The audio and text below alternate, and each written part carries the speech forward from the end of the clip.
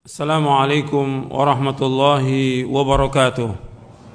Innal hamdalillah nahmaduhu wa nasta'inuhu wa nastaghfiruh wa na'udzu billahi min shururi anfusina wa min sayyiati a'malina.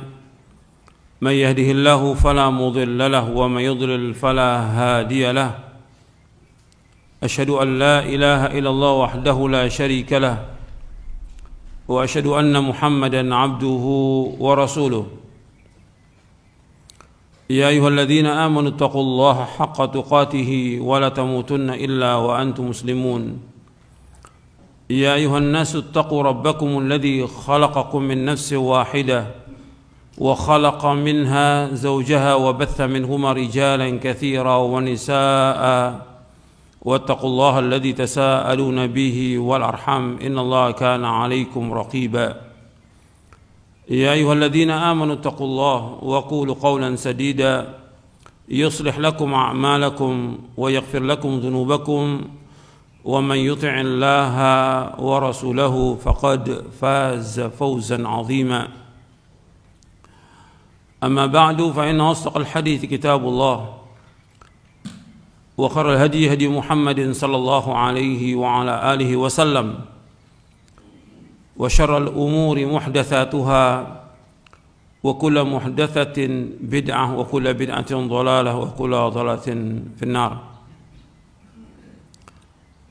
Ayolah ikhwah, a'azakumullah, kepada seluruh kaum muslimin dan muslimat yang mudah-mudahan dirahmati oleh Allah SWT. Alhamdulillah, kita bersyukur kepada Allah Subhanahu wa taala atas segala nikmat yang Allah karuniakan kepada kita, dan kita bersyukur kepada Allah Subhanahu wa taala diberikan oleh Allah Taala nikmat hidayah di atas Islam dan sunnah, nikmat sehat, afiat dan yang lainnya yang wajib kita bersyukur kepada Allah Subhanahu wa taala. Bersyukurnya kita dengan melaksanakan perintah-perintah Allah dan menjauhkan larangannya. Yang harus kita ingat, kita wajib bersyukur kepada Allah, bersyukur kepada Allah dengan melaksanakan perintah-perintahnya dan menjauhkan larangannya. Begitu juga ketika kita menghadapi cobaan, ujian, atau ketika ada wabah atau yang lainnya, yang harus kita ingat bahwa cobaan, ujian, wabah tidak boleh menghalangi kita dari melaksanakan ibadah kepada Allah. Itu yang kita ingat. Adanya wabah, adanya cobaan, adanya ujian tidak boleh menghalangi kita dari beribadah kepada Allah. Justru di saat itulah yang harus kita tegakkan ibadah kepada Allah Ta'ala. Jadi kita harus perhatikan itu. Banyak cobaan, ujian, tambah dekat kita kepada Allah, bukan tambah jauh. Ikhwan fiddin, azakumullah. Pada kesempatan ini saya akan bahas satu bahasan berkaitan dengan fitnah harta. Karena di antara yang akan ditanyakan di hari kiamat yaitu tentang harta. Seperti yang sudah saya sampaikan hadisnya pada bulan yang lalu.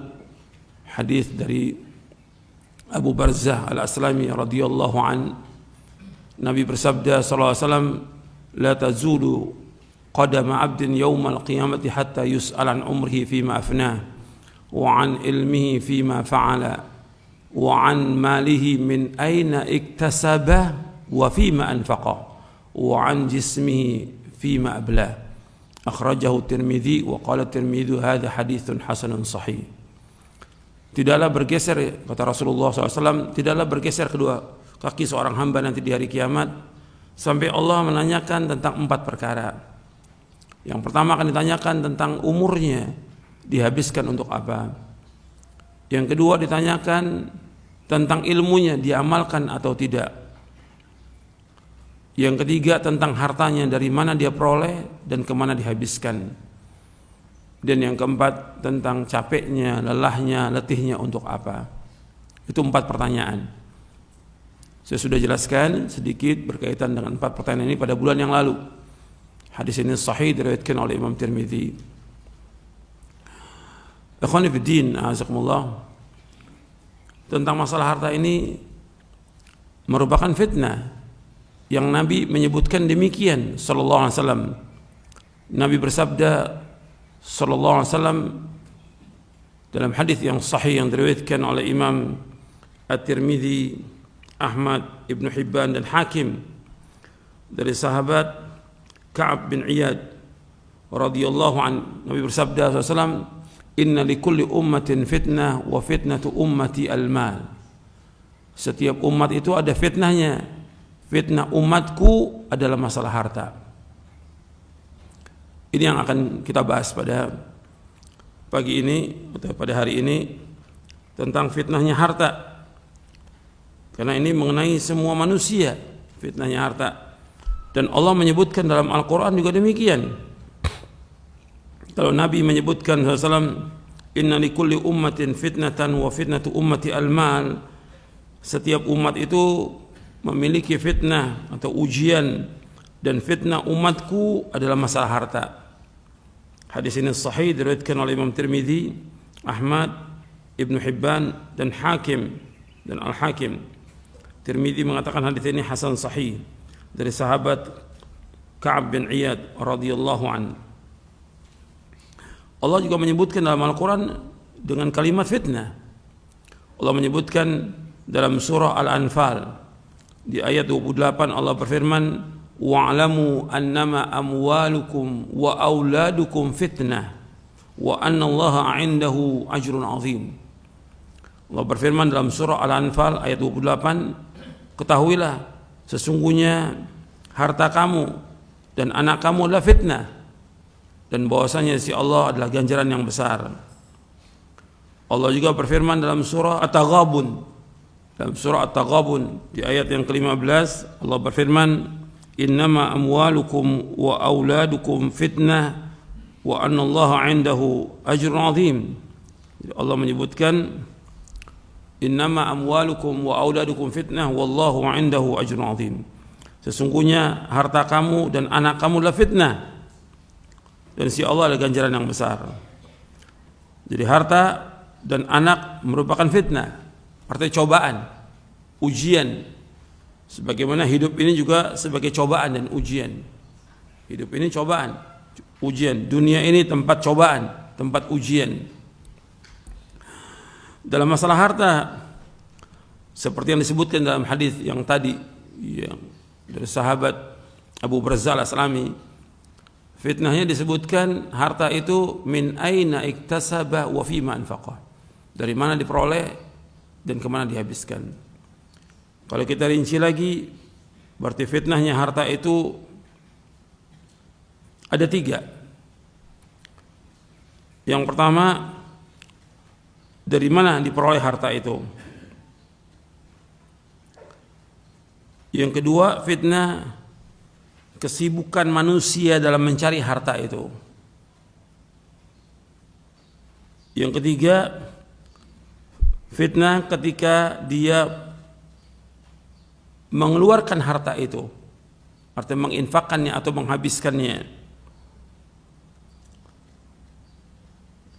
Jadi ada 3, ini yang kita akan bahas insyaallah. Jadi harta ini fitnah, dan manusia diberikan oleh Allah SWT kecondongan kepada harta. Jadi manusia ini diberikan oleh Allah kesenangan kepada harta, dan Allah menyebutkan demikian dalam ayat Al-Quran, bahwa manusia ini diberikan kecondongan kepada harta. Dan manusia Allah sebutkan betul-betul mencintai harta, sangat, betul-betul sangat.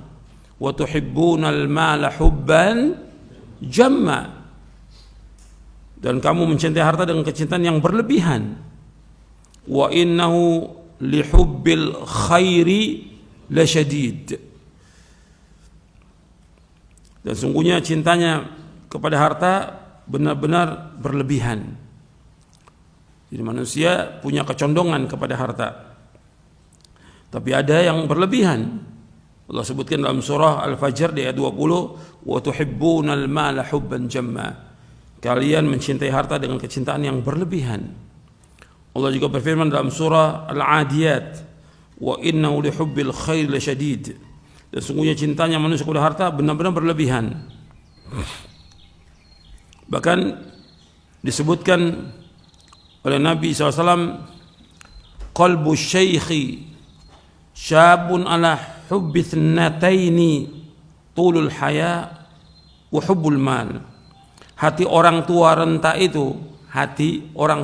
itu senantiasa muda dalam mencintai dua perkara, yaitu cinta hidup, pengen hidup terus. Yang kedua, dia cinta kepada harta. Di sini sahih riwayat Bukhari dan Muslim. Dalam hadis yang lain Nabi bersabda SAW, yaqbaru ibnu Adam wa yaqbaru ma'ahu ithnan, hubbul mal wa tulul umur. Anak Adam semakin tua menjadi besar juga bersamanya dua hal. Semakin dia tua, semakin juga menjadi besar bersamanya dua hal. Yang pertama cinta harta, yang kedua panjang umur. Dia mengharapkan panjang umur dan cintanya kepada harta berlebihan. Hadis ini sahih diriwayatkan oleh Imam Bukhari dan Muslim dari sahabat Anas bin Malik. Apalagi kondisi zaman sekarang, semakin jauh manusia dari Allah, semakin cinta kepada harta. Nabi bersabda SAW, iqtarabatis sa'atu wa la yazdadu an-nasu 'ala ad-dunya illa hirsa wa la yazdaduna minallahi illa bu'da. Kata Nabi SAW, iqtarabatis sa'ah, hari kiamat sudah semakin dekat. Wa la yazdadu an-nasu 'ala ad-dunya illa hirsa, dan tidak bertambah kemauan manusia, kerakusan manusia kepada dunia, melainkan dia semakin rakus manusia ini. Jadi semakin dekat kiamat ini, semakin rakus manusia. Wala yazdaduna minallahi illa bu'da, dan tidak bertambah kedekatan mereka kepada Allah, bahkan semakin jauh manusia dari Allah Ta'ala. Semakin jauh. Hadis ini sahih diriwayatkan oleh Imam Al-Hakim dalam kitabnya Al-Mustadrak dari sahabat Abdullah bin Mas'ud radhiyallahu an, disahihkan oleh Syekh Al-Albani dalam silsilah ahadits as-sahihah di juz yang keempat. Dan anak Adam ini cinta kepada harta. Kalau diberikan dia satu lembah harta, pengen dua lembah. Kalau dua lembah, kepengen tiga lembah. Itu sifat daripada anak Adam, sifat dari manusia, rakus. Nabi SAW bersabda, lau anna libni Adam wadiyan min dhahabin ahabba yakuna lahu wadiyani walan yamla'a fahu illa turab wa yatubullahu ala man tab. Sungguh seandainya anak Adam memiliki satu lembah dari emas, ia sangat ingin mempunyai dua lembah emas, dan tidak akan ada yang memenuhi mulutnya kecuali tanah, kemudian Allah mengampuni orang-orang yang bertaubat. Hadis ini muttafaqun alaih, disepakati oleh Imam Bukhari dan Muslim. Artinya manusia kalau diberikan satu lembah emas, pengen dua lembah. Kalau dua, pengen tiga.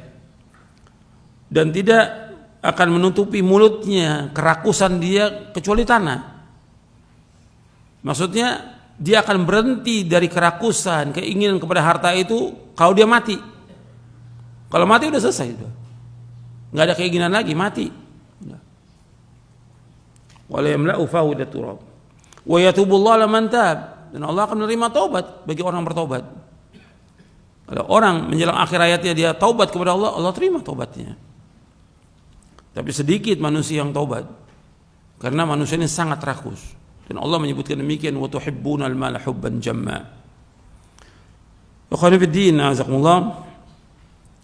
Tentang masalah dunia ini, Nabi SAW, artinya tentang kecintaan manusia kepada harta, Nabi SAW sudah mengingatkan manusia tentang masalah ini. Kepada para sahabat Nabi ingatkan, kalau seandainya Nabi SAW mau, kalau Nabi mau, Nabi akan diberikan oleh Allah gunung yang ada di Madinah menjadi emas dan perak. Kalau Nabi mau SAW. Tapi Nabi nggak mau. Nabi ingin hidup dengan sederhana, dengan apa adanya, sebagai contoh bagi umat manusia. Dan para sahabat demikian, yang terbanyak para sahabat miskin. Bukan berarti orang nggak boleh untuk menjadi kaya, boleh. Tapi jangan sampai melalaikan dia dari mengingat Allah. Dan dia wajib menunaikan haknya daripada harta itu. Nabi SAW tidak khawatir kalau umatnya ini fakir. Nabi nggak khawatir. Tapi justru yang Nabi khawatir umatnya ini diberikan oleh Allah, dibukakan pintu-pintu dunia, diberikan kekayaan, diberikan usaha yang maju, berkejar-kejar masalah dunia. Nabi bersabda SAW, "Fawallahi mal faqra akhsha alaikum, walakinni akhsha alaikum an tubsata dunya alaikum kama busitat ala man kana qablakum, fatanafasuha kama tanafasuha, fatuhlikakum kama ahlakathum." Kata Nabi SAW, demi Allah, bukan kefakiran yang aku khawatir sekalian. Aku nggak khawatir umatku ini fakir, Nabi nggak khawatir SAW. Tapi yang aku khawatir sekalian, yaitu dibentangkan, diluaskan atas kalian dunia ini, seperti diluaskan atas orang-orang sebelum kalian. Kalian berlomba-lomba untuk mendapatkan dunia, mendapatkan harta ini, sebagaimana mereka berlomba-lomba mendapatkannya. Kemudian harta ini dan dunia ini membinasakan kalian sebagaimana ia membinasakan mereka, orang-orang sebelum kalian. Hadis ini sahih, diriwayatkan oleh Imam Bukhari dan Muslim dari sahabat Amr bin Auf radhiyallahu an. Nabi juga bersabda SAW, "Ma akhsha 'alaikumul faqra, walakin akhsha 'alaikumut takatsur, wa ma akhsha 'alaikumul khata', walakin akhsha 'alaikumut ta'ammud." Aku tidak khawatir kefakiran sekalian, aku nggak khawatir. Tapi aku khawatir adalah kalian bermegah-megahan, berlomba-lomba mengumpulkan harta. Dan aku tidak khawatir kalian berbuat kesalahan, tapi yang aku khawatir kalian itu sengaja melakukan kesalahan. Kalau keliru, khilaf, wajar. Tapi sengaja melakukan kesalahan, tahu dia itu nggak boleh, tapi tetap dilanggar. Itu yang Nabi khawatirkan. Hadis ini sahih, diriwayatkan oleh Imam Ahmad dalam musnadnya, Ibnu Hibban dan Al-Hakim dari sahabat Abu Hurairah radhiyallahu an. Dan Nabi juga bersabda SAW, "Inna mimma akhafu alaikum ma yaftahu Allahu alaikum min zahratid dunya wa zinatiha." Sesungguhnya aku khawatir kalian adalah Allah membukakan untuk kalian keindahan dunia dan perhiasannya. Hadis ini sahih, diriwayatkan oleh Imam Bukhari, Muslim dan Ahmad dari sahabat Abu Sa'id Al-Khudri radhiyallahu an. Nabi juga bersabda, Nabi memegang dinar dan dirham di depan para sahabat radhiyallahu anhum majma'in. Dipegang mata uang dinar, mata uang emas, dan dirham, mata uang perak. Kata Nabi SAW, "Innama ahlaka man kana qablakum ad-dinar wa dirham wa huma muhlikakum." Sesungguhnya yang telah membinasakan orang-orang sebelum kalian adalah dinar dan dirham, emas, mata uang emas dan mata uang perak, dan keduanya pasti akan membinasakan kalian. Hadis ini sahih, diriwayatkan oleh Imam Al-Bazzar dalam musnadnya, dan dikatakan oleh Imam Al-Haythami dalam kitabnya Majma'uz Zawaid di juz yang ke-10, sanadnya jayyid, disahihkan oleh Syekh Albani dalam Sahih Jami' Shaghir. Jadi ikhwan fillah, azakumullah, ini tentang fitnahnya harta. Nah, sekarang kita bahas yang pertama berkaitan dengan dari mana kita peroleh harta itu. Ini harus jelas. Ketika kita mencari nafkah, harus jelas ini, harta ini dari mana? Apakah dari yang halal ataukah dari yang haram? Apakah dari yang syubhat? Kita harus mencari nafkah yang halal. Perhatikan itu. Masalah harta ini, saya bahas fitnahnya ada 3. Yang pertama, yaitu dari mana harta ini. Yang kedua, yaitu kesibukan manusia dengan harta dan mencarinya. Yang ketiga, ketika dia menginfakkannya. Kita disuruh oleh Allah untuk mencari nafkah. Wajib. Allah merintahkan kita untuk mencari nafkah. Perhatikan itu. Kita wajib mencari nafkah. Kita hidup dengan keringat kita sendiri, itu mulia. bukan mengharap sesuatu dari manusia, bukan meminta-minta, tapi kita disuruh untuk berusaha. Makanya setelah selesai sholat Jumat, Allah perintahkan fa idza qudiyatis shalah fantashiru fil ard. Apabila sudah selesai sholat, kamu bertebaran di muka bumi. Fantashiru fil ardi wabtaghu min fadlillah wadhkurullaha katsiran la'allakum tuflihun. Dalam surah Al-Jumu'ah. Apabila sudah selesai sholat Jumat, fantashiru fil ard, berjalanlah kalian di muka bumi, bertebaran di muka bumi. Wabtaghu min fadlillah, carilah karunia dari Allah. Wadhkurullaha katsira, Allah ingatkan di sini wadhkurullaha katsira, selalu ingat kepada Allah. La'allakum tuflihun, agar kalian menjadi orang-orang yang sukses. Dan Allah juga ingatkan dalam surah Al-Munafiqun, ya ayyuhalladzina amanu la tulhikum amwalukum wala auladukum an dzikrillah. Wa may yaf'al dzalika fa ulaika humul khasirun. Wahai orang beriman, janganlah harta kamu dan anak kamu melalaikan kamu dari mengingat Allah. Barang siapa melakukan demikian, maka dia termasuk orang yang rugi. Artinya cari nafkah wajib, tapi jangan sampai kita lalai dari mengingat Allah. Jangan sampai kita lalai dari sholat yang 5 waktu yang wajib itu. Cari nafkah wajib, tapi sholat 5 waktu wajib. Jangan sampai kita lalaikan dari sholat 5 waktu. Kita berzikir, wajib kita berzikir kepada Allah Ta'ala. Kemudian juga jangan sampai kita melalaikan kewajiban-kewajiban yang Allah wajibkan kepada kita. Jangan mencari nafkah sampai lalai kita untuk membaca Al-Quran, lalai menuntut ilmu syar'i, lalai dari sholat yang 5 waktu, lalai dari memenuhi kewajiban kepada orang tua, lalai dari memenuhi kewajiban kepada istri, anak, dan yang lainnya. Banyak kewajiban yang wajib kita penuhi. Jadi mencari nafkah wajib, tapi harus kita ingat. Yang pertama yang harus diingat itu, apakah yang kita cari nafkah ini halal atau haram atau syubhat. Ketika maisha itu, mata pencarian itu haram, nggak boleh kita wajib untuk keluar dari tempat yang haram. Karena ketika dia mencari nafkah dari yang haram, maka yang tumbuh daging itu akan masuk neraka, seperti yang sudah kita bahas pada bulan yang lalu berkaitan dengan pemimpin yang bodoh. Di situ ada disebutkan tentang man nabata min suhtin fannaru aula bih. Barang siapa yang dagingnya tumbuh dari yang haram, maka neraka yang lebih patut baginya. Ya, orang yang dagingnya tumbuh dari yang haram, neraka yang lebih patut. Makanya harus jelas ini, kita mencari nafkah ini harus jelas bahwa kita mencari nafkah dari yang halal. Nabi SAW menyebutkan tentang mencari nafkah. Nabi bersabda SAW,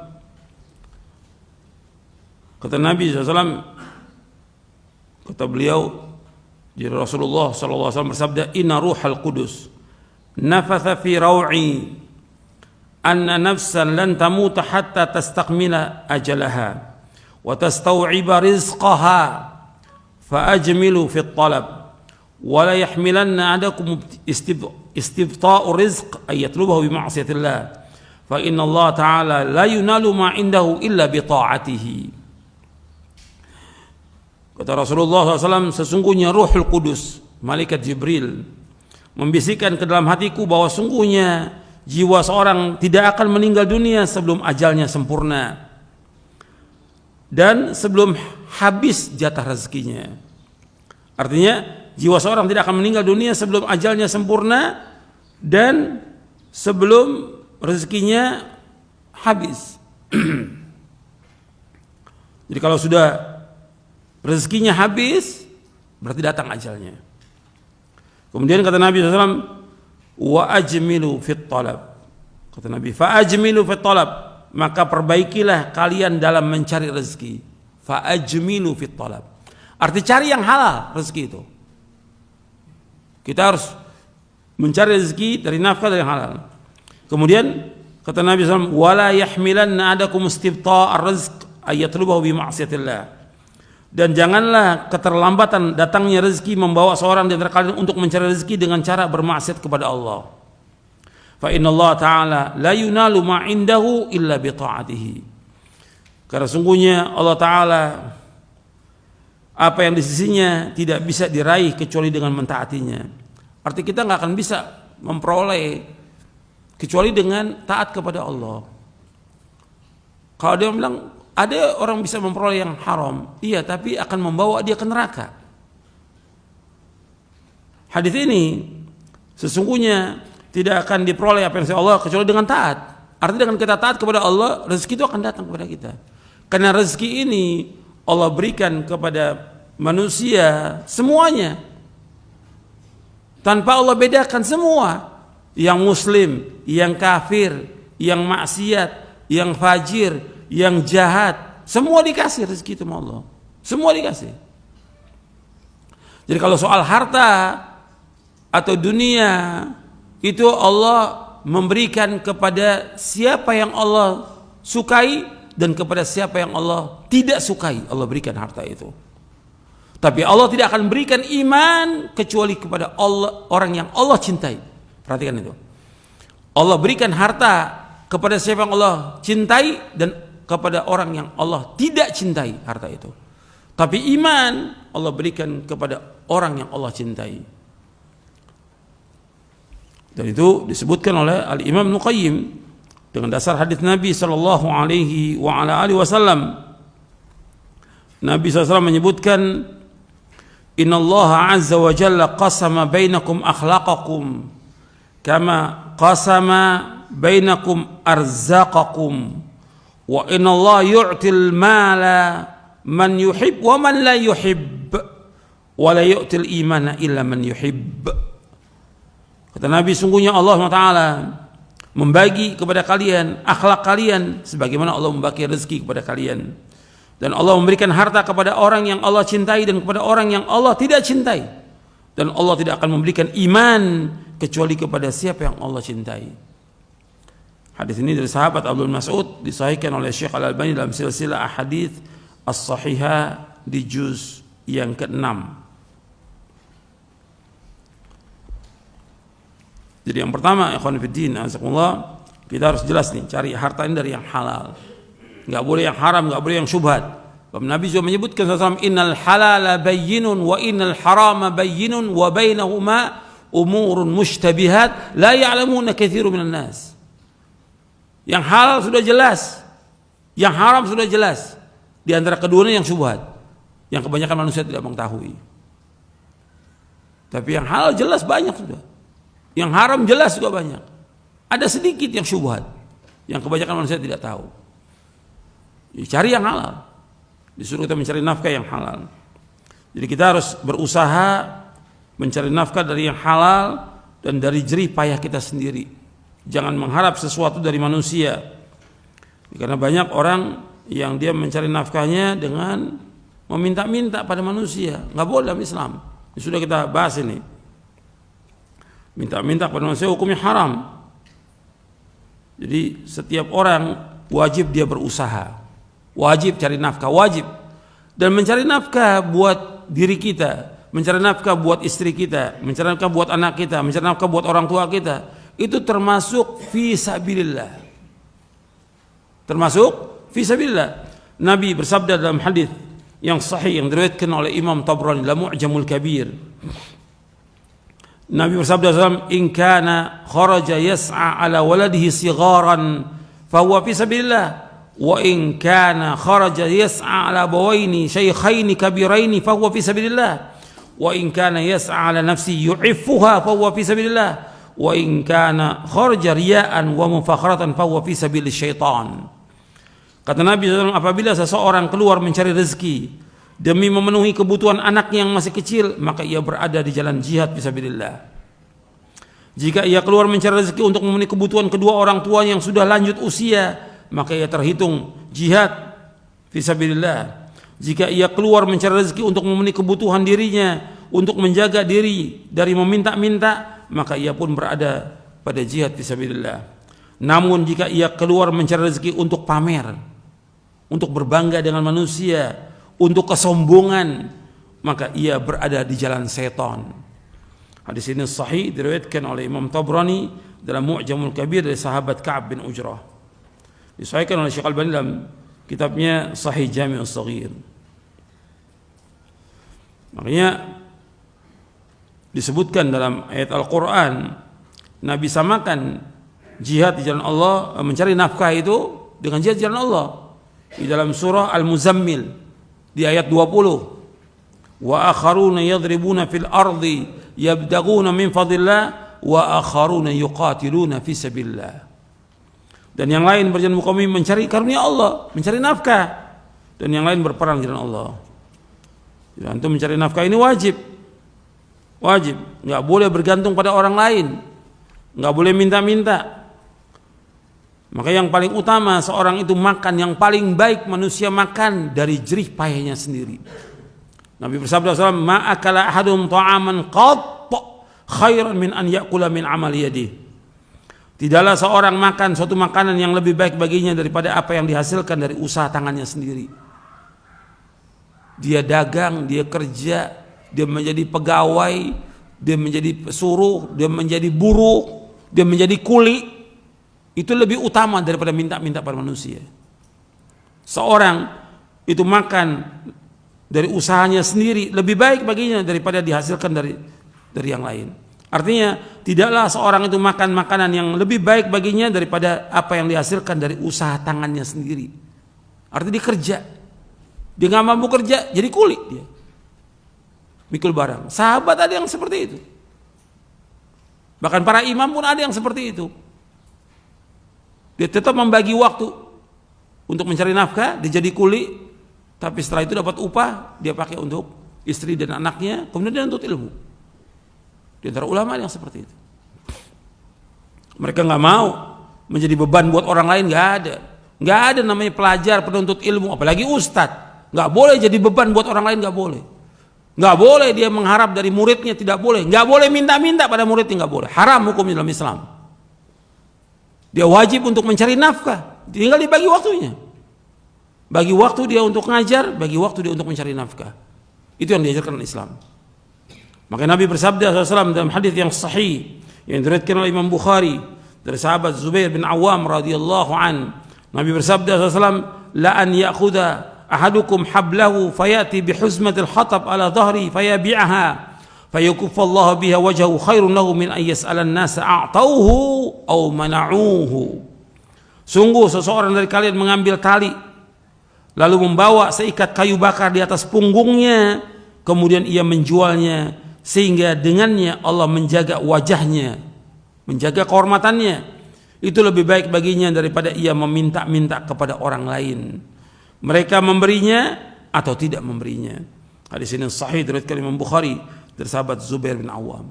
Nabi memuji seorang itu pergi ke hutan, bawa tali, kemudian dia potong itu pohon-pohon itu menjadi kayu bakar, dia jual di pasar. Dia dapat uang dari situ, dia menjaga dirinya, itu lebih utama. Dia untuk makan dari situ lebih utama daripada dia minta-minta pada manusia. Apakah mereka berikan atau mereka tidak berikan? Dan untuk perhatikan lagi bahwa para nabi dan para rasul alaihi wassalatu wassalam, mereka diutus oleh Allah dalam keadaan mereka menggembala kambing. Diberi upah, nabi menggembala kambing, diberikan upah oleh orang-orang Mekah. Ma ba'atsallahu nabiyyan ila ra'al ghanam. Tidaklah Allah mengutus seorang nabi melainkan dia menggembala kambing. Sahabat bertanya radhiyallahu anhum, wa anta? Faqala ashabu wa anta? Faqala na'am, kuntu ar'aha ala qararit di ahli Makkah. Para sahabat radhiyallahu anhum ajma'in berkata, dan engkau juga ya Rasulullah? Beliau menjawab, iya, saya menggembala ternak penduduk Mekah dengan upah beberapa qirat. Hadis sahih dari Bukhari dan Ibnu Majah dari sahabat Abu Hurairah radhiyallahu anhu. Jadi ini tentang usaha, wajib kita untuk usaha. Untuk minta-minta hukumnya haram dalam Islam. Gak boleh. Jangan juga bergantung pada orang lain. Ini banyak pelajar atau para dai, dia hidupnya bergantung pada orang lain, minta-minta pada orang lain, nggak boleh. Dia wajib untuk mencari nafkah. Jangan dia minta pada manusia. Dan Nabi SAW, untuk perhatikan, ketika pertama kali para sahabat masuk Islam, seperti orang-orang Ansor, waktu baiat Aqabah kepada Nabi, di antara baiat di samping tauhid kepada Allah, menjauhkan syirik, menjauhkan maksiat, Nabi baiat kepada mereka tidak boleh minta-minta pada manusia. Ini awal baru masuk Islam. Kata Nabi, wala tas'alun nasa syai'a, jangan kalian minta-minta pada manusia. Hadis yang sahih riwayat Muslim dan yang lainnya. Maka Nabi bersabda SAW, man takaffala li ala yas'alan nasa syai'an wa atakaffalu lahu bil jannah, faqala Thauban ana, fakana la yas'alu ahadan syai'a. Kata Nabi SAW, siapakah di antara kalian yang mau menjamin untukku untuk tidak minta-minta sesuatu kepada manusia, maka aku akan menjamin dia masuk surga. Tidak minta-minta, masuk surga. Maka Thauban berkata, saya. Maka Thauban radhiyallahu an, dia tidak minta-minta seumur hidupnya sampai akhir hayatnya. Hadis ini sahih diriwayatkan Imam Abu Daud, Ahmad dan Ibnu Majah. Jadi minta-minta hukumnya haram dalam Islam. Dan seorang muslim enggak boleh minta-minta, enggak boleh. Hukumnya haram.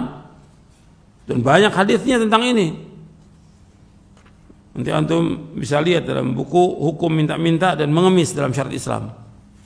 Saya tulis buku tentang hukum minta-minta dan mengemis dalam syariat Islam. Jadi minta-minta kepada manusia hukumnya haram. Syekhul Islam Ibnu Taimiyah rahimahullah, yang wafat tahun 720 Hijrah, mengatakan seorang hamba mesti mendapatkan rezeki dan ia membutuhkan rezeki. Apabila ia meminta rezeki kepada Allah, maka ia menjadi hamba Allah dan dia butuh kepada Allah. Tapi apabila dia minta kepada makhluk, maka ia menjadi hamba makhluk dan butuh kepada makhluk. Oleh karena itu, meminta-minta kepada makhluk hukumnya asalnya haram. Dibolehkan oleh syariat dalam kondisi yang darurat. Ada hadisnya tentang darurat. Itu hadisnya Qabisah, Nabi menyebutkan. Jadi hukum minta-minta hukumnya haram. Dan minta-minta pada hakikatnya itu Syekhul Islam menjelaskan demikian dalam kitabnya Al-Ubudiyah. Nanti antum bisa lihat dalam kitabnya Al-Ubudiyah yang ditahqiq oleh Syekh Ali Hasan Ali Abdul Hamid rahimahumullah. Jadi minta-minta, kata Al-Imam Ibnu Qayyim, pada hakikatnya adalah kezaliman terhadap hak rububiyah Allah.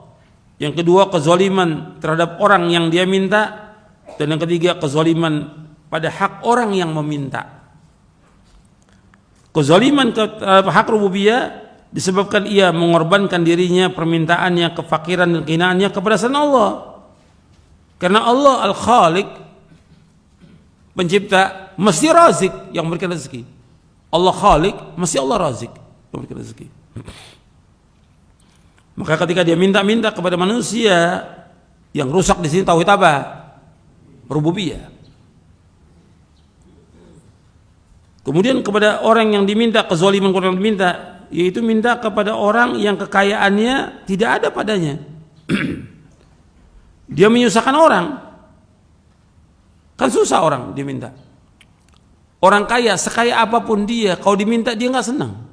Dia senang. Banyak orang kaya mengeluh karena diminta. Dia mau sedekah, tergantung dia. Tapi sebentar orang datang minta nggak senang dia. Bahkan membuat dia tidak ikhlas dengan sebab itu. Ini gara-gara orang yang minta.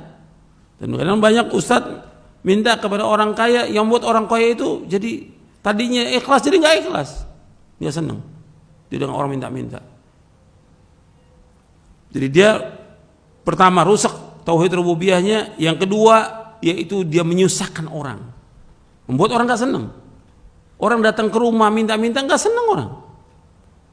Dia telepon, dia SMS minta-minta, orang nggak, siapapun dia orangnya, hatta sekaya apapun dia, tidak nggak senang dia manusia. Hatta dia muridnya nggak mau, gurunya datang minta nggak senang dia. Itu manusia. Yang senang diminta satu, siapa? Allah. Allah paling senang kalau orang meminta kepada Allah Taala. Paling senang Allah. Maka disuruh kita untuk minta. Makanya Allah marah ketika ada orang tidak minta kepada Allah. Sampai Nabi bersabda, "Malam yas'alillah yaghdab alaihi." Barang siapa yang tidak minta kepada Allah, Allah murka kepadanya. Kemudian yang ketiga, kezaliman kepada dirinya. Ia telah mengorbankan kehormatan dirinya dan menghinakan dirinya kepada selain Allah. Menurunkan derajat dirinya kepada kedudukan yang paling rendah dan paling hina. Dia telah menjual dirinya kepada cara minta-minta. Dia telah menjual kesabarannya, menjual tawakalnya, menjual kerendahan terhadap rezeki Allah dengan minta-minta kepada manusia. Ini pada hakikatnya kezaliman pada dirinya. Ini penjelasan Al-Imam Ibnu Qayyim dari kitabnya Madarijus Salikin di juz yang kedua. Jadi ikhwan fillah, azakumullah, ini cara-cara yang haram itu nggak boleh. Dicari nafkah yang halal. Dan orang yang minta-minta itu mesti nantinya dia membawa kepada kehinaan dan nggak ada hartanya sudah. Kalau udah minta-minta, mesti dia akan menjadi orang yang hina dan fakir selama-lamanya. Untuk melihat orang yang suka minta-minta selamanya fakir dia, meskipun ada hartanya tapi fakir. Karena mengatakan demikian Rasulullah SAW, kata Nabi SAW, wala fataha abdun baba mas'alatin illa fatahallahu bihi alaihi baba faqrin au kalimatan nahwa. Dan tidaklah seorang hamba membuka pintu minta-minta melainkan Allah buka baginya pintu kefakiran atau kalimat yang seperti itu. Hadisnya sahih Tirmidzi dan yang lainnya juga dari Muhammad. Itu yang pertama, ikhwan fillah azakumullah, yaitu tentang masalah dari mana kita peroleh harta itu, apakah dari yang halal, apakah dari yang haram. Kalau tempat pekerjaan kita itu haram, harus keluar. Tempat pekerjaannya haram, ya harus keluar tempat yang haram. Tempat maksiat keluar, ya. Cari yang halal. Dan mencari nafkah ini ribuan bisa, mudah gitu. Cuma harus sabar, harus sabar. Karena Nabi menyuruh wa ajmilu fit talab. Berbuat baiklah dalam mencari nafkah, cari yang baik dan sabar. Yang kedua, fitnah, yang harta ini sibuk mencarinya. Nah, banyak orang yang disibukkan oleh harta ini, siang dan malam mencari harta. Dari mulai pagi sampai malam sibuk. Nah, kita mencari nafkah wajib, tapi jangan sampai disibukkan dari mulai pagi sampai malam, terus menerus seperti itu setiap hari. Karena ada kewajiban kita untuk melaksanakan kewajiban sholat 5 waktu, kewajiban kepada istri, kepada anak, kewajiban kepada orang tua dan yang lainnya. Kewajiban itu harus kita laksanakan. Makanya Allah ingatkan dalam surah yang tadi saya bacakan, dalam surah Al-Munafiqun, ya ayyuhalladzina amanu la tulhikum amwalukum wala auladukum an dzikrillah wa may yaf'al dzalika fa ulaika humul khasirun. Di ayat yang ke-9 dalam surah Al-Munafiqun, wahai orang beriman, janganlah harta kamu dan anak kamu mengalihkan kamu dari ingat Allah. Barang siapa melakukan demikian, maka dia termasuk orang-orang yang merugi. Jadi jangan sampai kita disibukkan oleh harta. Jadi banyak orang yang disibukkan oleh harta, sibuk dengan dagang, sibuk dengan usaha, sibuk dengan yang lain. Kan waktu itu harus dibagi, tinggal dia harus mengatur waktunya. Soal tinggalkan semua kesibukan itu, apakah itu rapat, apakah itu kerja atau yang lainnya, tinggalkan. Diwajib melaksanakan yang wajib ini. Ada waktunya juga dia mengajarkan istrinya, mengajarkan anaknya. Ada waktu dia harus baca Al-Quran. Dia ada waktu untuk berzikir kepada Allah. Jangan ditinggalkan. Zikir habis sholat subuh dia harus berzikir kepada Allah. Ditinggalkan karena mau cari nafkah. Lalu bisa diatur waktunya. Pada asar ditinggalkan zikir-zikir itu. Jadi banyak dikorbankan, kewajiban dia kepada Allah dikorbankan. Kadang-kadang dengan kesibukannya dia juga yang wajib dia laksanakan ditinggalkan. Seperti dia wajib untuk menunaikan ibadah haji, dari hartanya dia mencari harta, ya dia wajib menunaikan kewajiban dari harta itu, menunaikan ibadah haji, menunaikan umrah, menunaikan zakatnya, memberikan kepada orang-orang yang susah, yang miskin, yang fakir, dia wajib berikan dari harta itu. Kadang-kadang dengan kesibukan dia, padahal hartanya ada, tidak menunaikan dia ibadah haji, nggak tunaikan dia ibadah umrah. Bahkan kadang-kadang juga sholat yang 5 waktu, dia bisa jamak itu. Karena apa? Mencari nafkah, karena rapat, karena yang lainnya. Jadi harus kesibukan itu harus diatur oleh dia. Dia bisa ngatur waktu. Profesinya dia apa aja bisa ngatur waktu. Kecuali kondisi darurat, dia nggak bisa. Atau dokter juga bisa dia ngatur waktu. Waktunya sholat wajib, dia laksanakan sholat. Dia guru atau siapa aja. Jadi ini masalah kesibukan manusia mencari harta ini banyak sekali yang dia mencarinya dan menyibukkan dia. Dulu para ulama dia ngatur tuh untuk mencari nafkah, tetap wajib cari nafkah. Tapi bagaimana dia cari nafkah yang bisa dia untuk belajar, dia bisa berdakwah, dia ngatur, nggak sibuk. Dan itu diajarkan oleh Rasulullah SAW dan para sahabatnya. Bagaimana kehidupan para sahabat? Mereka tetap mencari nafkah, cuma diatur waktunya. Kalau sudah sore ya sudah ada di rumah sore itu, bukannya sampai malam di kantor. Jangan bawa pekerjaan kantor ke rumah, jangan. Di rumah ada kewajiban kita untuk istri, untuk anak, kewajiban membaca Al-Quran dan yang lainnya. Itu harus kita atur waktunya, jangan sampai habis. Ini banyak orang-orang yang disibukkan oleh dunia, lama-kelamaan lepas itu dari hidayah, lepas dari hidayah. Dan banyak yang seperti itu.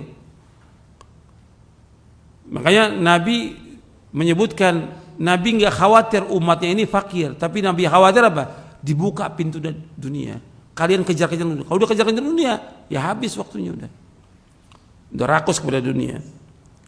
Apakah dengan dia cari nafkahnya atau kedudukannya atau jabatan, itu banyak manusia sibuk.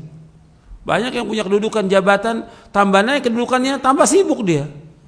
Tadi waktu jabatannya dia rendah, dia bisa ngatur waktu. Berangkat pagi pulang sore. Begitu naik jabatannya tambah pekerjaannya. Naik jabatannya pulang malam. Ya nggak manfaat naik jabatan itu. Justru menyusahkan dia, justru merusak dia. Dan banyak yang rusak dengan naik jabatan itu. Dan Nabi khawatir memang manusia ini ketika mengharapkan jabatan, itu Nabi khawatir justru akan membawa kepada penyesalan nanti pada hari kiamat. Jadi antum hati-hati. Jadi atur waktu itu, jangan sampai kita kerja dari pagi sampai malam.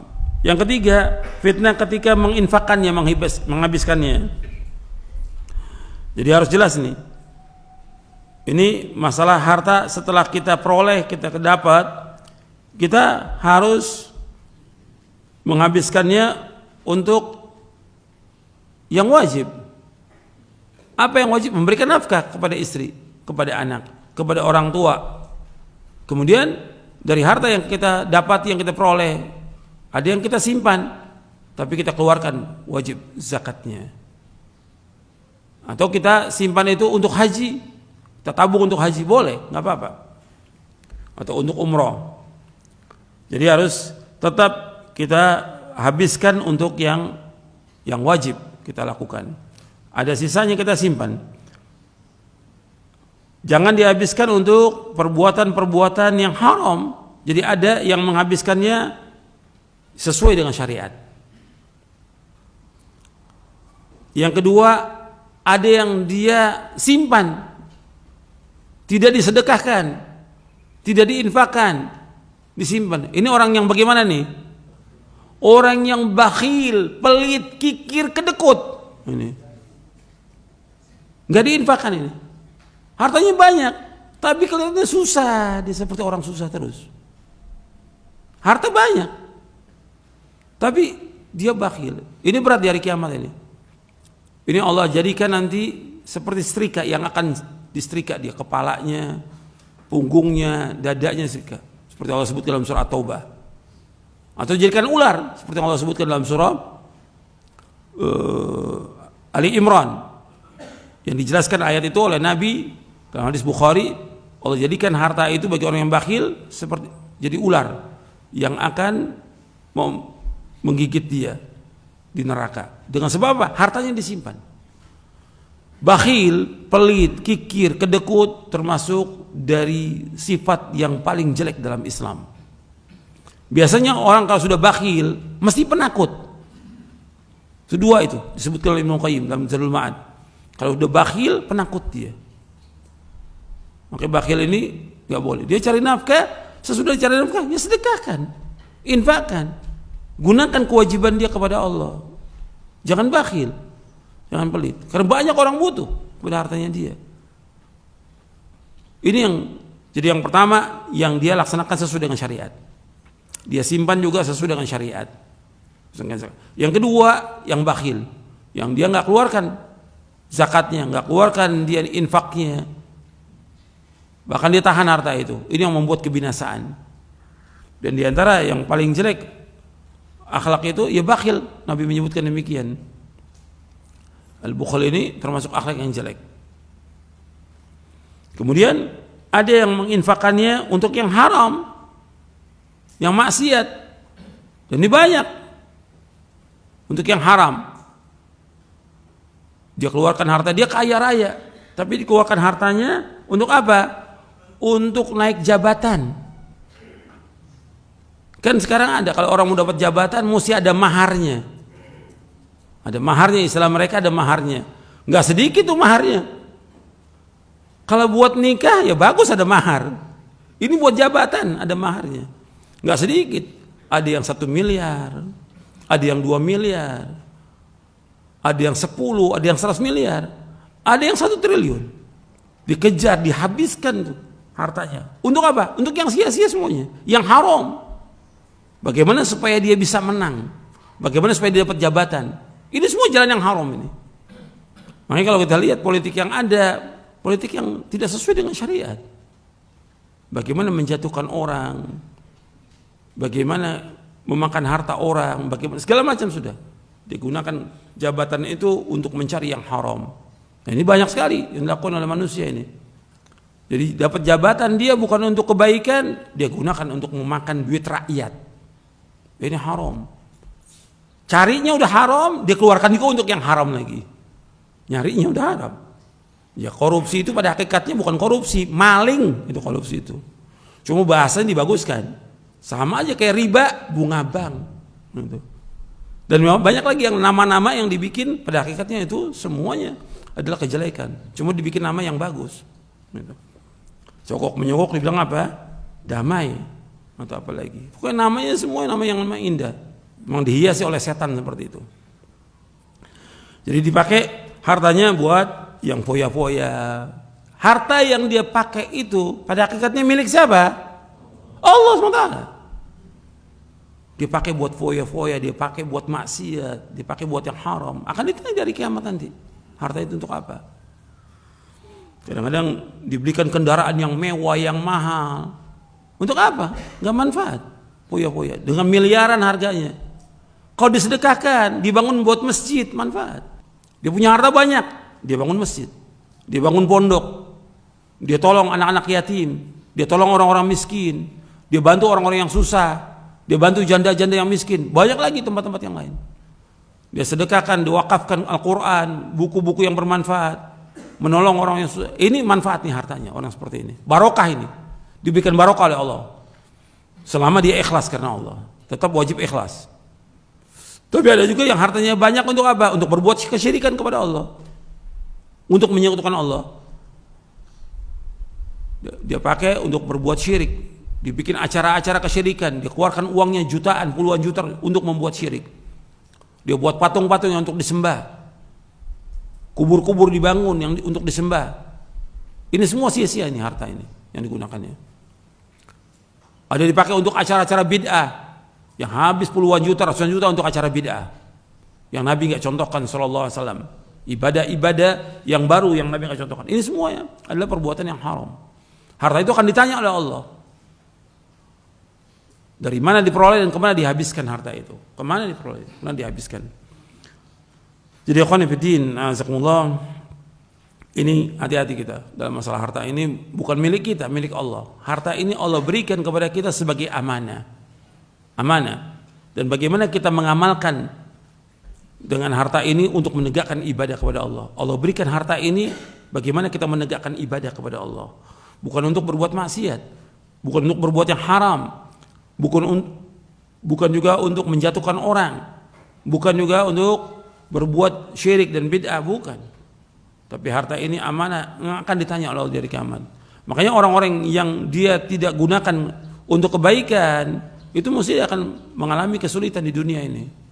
Nggak ada barokah hartanya. Antum lihat banyak orang-orang kaya yang hartanya nggak barokah.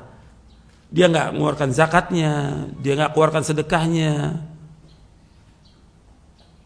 Kemudian dia nggak tolong orang yang susah. Antum lihat hartanya, nggak ada keberkahan. Setelah diwariskan, dia meninggal, bapaknya meninggal, diwariskan anaknya ribut, bahkan saling bunuh dengan harta itu. Berarti carinya dia nggak benar, dan juga dia nggak keluarkan kewajiban dari harta itu. Dan ini terjadi banyak seperti itu. Makanya qanifidina azakumullah, ini harta ini fitnah kata Nabi SAW, yang kita hati-hati. Bagaimana kita bermuamalah dengan cobaan, ujian dengan harta ini yang kita gunakan untuk kebaikan. Ini fitnah. Sekarang kalau ada orang bertanya, bagaimana? Apakah dia nggak boleh untuk mencari harta kemudian dia kaya dengan harta itu? Boleh, boleh. Islam nggak melarang orang untuk kaya, tapi dia wajib menunaikan apa? Haknya. Zakatnya dikeluarkan, sedekahnya dikeluarkan, kemudian digunakan dalam rangka taat kepada Allah. Allah berikan harta kepada kita untuk menegakkan ibadah kepada Allah, bukan untuk foya-foya, bukan untuk maksiat, bukan untuk yang haram. Ya, saya pikir cukup sampai di sini yang berkaitan dengan harta, dan kita berlindung kepada Allah dari fitnah ini. Dan sebagian manusia dengan sebagian yang lain itu diberikan oleh Allah cobaan, ujian, fitnah. Dan kita harus hati-hati, dan gak boleh hasad kita. Boleh hasad dalam artian ghibthah kepada dua, kata Nabi. Dalam hadis Bukhari dan Muslim bersabda, la hasada illa fitnataini. Rajulun atahu Allahu malan fasullitu ala halakati fil haqq. Wa rajulun atahu Allahu al-hikmah fahuwa yaqdi biha wa yu'allimuha. Kata Nabi SAW bahwa tidak boleh kita hasad, dengki atau iri, maksudnya ghibthah, melainkan kita ingin seperti dia dalam kebaikan.